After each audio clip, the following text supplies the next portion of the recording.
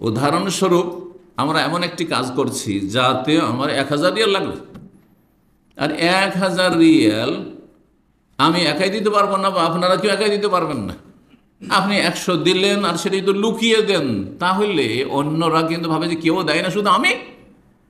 হ্যাঁ, অথচ আপনারা হয়তো অনেকে 100 গোপনে গোপনে দিচ্ছেন না, জানিয়ে দেন তখন যে আমি 100 দিলাম, আমি 200 দিলাম, তখন কম্পিটিশন। আরে ও যদি তার বেতন 2000 রিয়াল 1500 রিয়াল, সে যদি 100 দিতে পারে, তো আমি কেন 300 দিতে পারবো না, আমি কেন 500 দিতে পারবো না? প্রয়োজন আছে তখন। কিন্তু যখন একাই একটি কাজ আমি করব, অথবা অতুতুহাল ফুকারা, আল্লাহ সূরা বাকারা বলছেন, যখন আমি গরিব মিসকিনকে দিতে যাব, তখন তার মান সম্মান রক্ষা করব, যার ফলে জনগণের সামনে দেবো না, তাতে অপদস্থ হবে। আমাকে যদি লোকের সামনে কেউ যদি দেয়, তো আমাকে খারাপ লাগবে, যদিও আমি অভাবী হই না কেন। প্রত্যেকের সম্মান আছে। সুতরাং যখন কোনো গরিব, এতিম, বিধবা, অসহায়কে দেবেন, হ্যাঁ, তখন তার মান সম্মান রক্ষার্থে লুকিয়ে দেবেন। ওয়াইন তুখফুহা ওয়া তুতুহাল ফুকারা, আল্লাহ বলছেন, যদি গোপনে দাও, যখন তুমি অভাবী দেখে দেবে, তাহলে সেটা তোমাদের জন্য বেশি কল্যাণকর। কারণ আপনার যেমন সম্মান আছে, সে গরিবেরও সম্মান আছে। সে আপনার কাছ থেকে নিচ্ছে, দ্বারস্থ হচ্ছে, তার মানে এই নয় যে তার মানে ইজ্জত নেই। তার মানে ইজ্জত রক্ষা করবেন, বলে বাড়াবেন না আপনি, জানতে দেবেন না আপনি। তো আল্লাহ বলছেন, যারা প্রকাশ্যে গোপনে যখন যেরকম প্রয়োজন খরচ করে আল্লাহ রাস্তায় দান সার ইয়ারজুনা তিজারাতান, তারা আল্লাহর কাছে এমন ব্যবসা বাণিজ্যের আশাবাদী, লান তাবুর, যেই ব্যবসায় কখনো লস হয় না। দুনিয়ার সমস্ত ব্যবসায় লসের সম্ভাবনা রয়েছে, রিস্ক ছাড়া ব্যবসা হয় না। এই সুদ এই জন্যই হারাম যে সেটাতে রিস্ক নেই। আপনি টাকা পয়সা দিয়ে আপনি কোনো রিস্ক নেবেন না আর বসে বসে খাবেন, এটা ইসলাম স্বীকৃতি দেয়নি। আপনি এই জন্য আহাল্লাহুল বাইয়া, ব্যবসাকে আল্লাহ হালাল করেছেন, তাতে ঝুঁকি নেন আপনি, আপনি মেহনত করেন, তাতে শ্রম দেন, আপনি তাতে ছোটাছুটি করেন, ব্রেন বুদ্ধি লাগান। আর সুদ খাওয়াতে ব্রেন বুদ্ধিও লাগে না আর শ্রমও লাগে না। এতে যে সুদখোর সে অলস হয়ে যায়, আর বিলাসী হয়ে যায়, ভোগ বিলাসী হয়ে যায়, আর চরিত্রহীন হয়ে যায়। কারণ নাকে তেল দিয়ে ঘুমায় আর খাচ্ছে, বসে বসে খাচ্ছে। সে টাকা দিয়ে দিয়ে যে আসতে আছে, টাকা ব্যাংকে জমা রেখেছে, ফিক্সড জমিটা আসতে আছে, হারাম।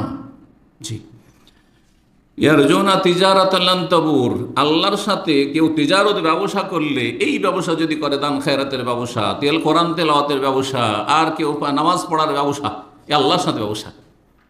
তিজারা মা আল্লাহ, হাল আদুল্লুকুম আলা তিজারাতিন তুনজিকুম মিন আযাবিন আলীম, আল্লাহ বলছেন, এমন এক ব্যবসা তোমাদেরকে জানিয়ে দেব নাকি, যেই ব্যবসা তোমাদেরকে মর্মান্তিক শাস্তি, জাহান্নামের আযাব থেকে রক্ষা করবে।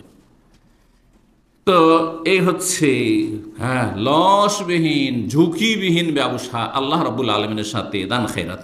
আল্লাহ বলছেন ইউফিয়াহুম উজুরাহুম, তাদেরকে পরিপূর্ণ মাত্রায় আল্লাহ বদলা দেবেন যারা দান সাদকা করবে। ওয়ায়াজিদাহুম মিন ফাদলিহি, এবং আল্লাহ তার অনুগ্রহ থেকে আরো অতিরিক্ত বোনাস দেবেন। ফদল আর জিয়াদা, অনুগ্রহ আল্লাহ দেবেন এবং অতিরিক্ত আল্লাহ দেবেন, আল্লাহ বলছেন সুবহানাল্লাহ। তাহলে বিভিন্ন দিক থেকে দান সাদকার ফজিলত, এক তো সেই ব্যবসায় লস নেই, পরিপূর্ণ মাত্রায় বদলাও দেওয়া হবে, আর তারপরে অতিরিক্ত আল্লাহ বোনাস দেবেন। ইয়াজিদাহুম মিন ফাদলিহি ইন্নাহু গাফুরুন শাকুর, কারণ আল্লাহ রাব্বুল আলামিন মহা মার্জনাকারী এবং তিনি মূল্যায়নকারী। মানুষ মূল্যায়ন করেন না।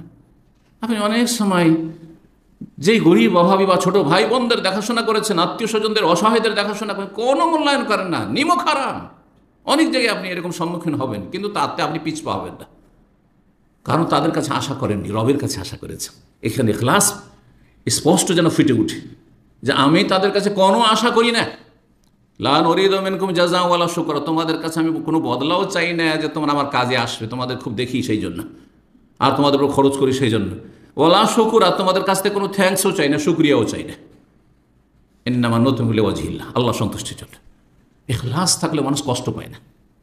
আপনি ইখলাসের সাথে যদি পরিবারের ভরণ পোষণ, যারা প্রবাসী বিশেষ করে ভুক্তভোগী, আপনি আল্লাহ সন্তুষ্টির জন্য কাজ করেন। বাবা মাকে যা দিয়েছে আল্লাহ সন্তুষ্টির জন্য, ভাই বোনদেরকে যা দিয়েছে আল্লাহ সন্তুষ্টির জন্য, আত্মীয় স্বজনের সাথে যা করেছি আল্লাহ সন্তুষ্টির জন্য, যাকে নিয়ে এসে আমি আরব দেশে বা কর্মস্থলে লাগিয়েছি, তার কাজের সন্ধান দিয়েছি, উপকার করেছি, আল্লাহ সন্তুষ্টির জন্য, সে দুর্ব্যবহার করুক, কোনো কিছু যায় আসে না, তার একটুও কষ্ট হবে না।